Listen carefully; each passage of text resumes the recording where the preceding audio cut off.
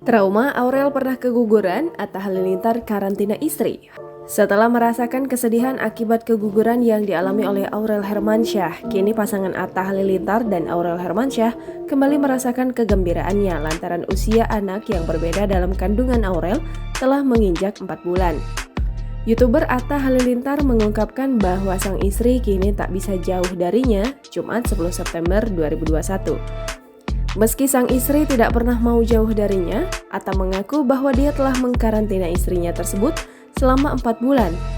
Pasca trauma akibat dari keguguran yang dirasakan Aurel, Atta Halilintar juga mengaku di kehamilan istrinya yang menginjak 4 bulan, ia lebih menjaga dan memaksa Aurel untuk tidak usah terlalu banyak bekerja.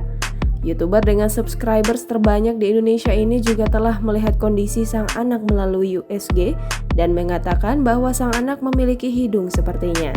Atta Halilintar juga mengaku akan melaksanakan pengajian dalam rangka menyambut 4 bulan hamilnya Aurel yang hanya dihadiri oleh keluarga saja.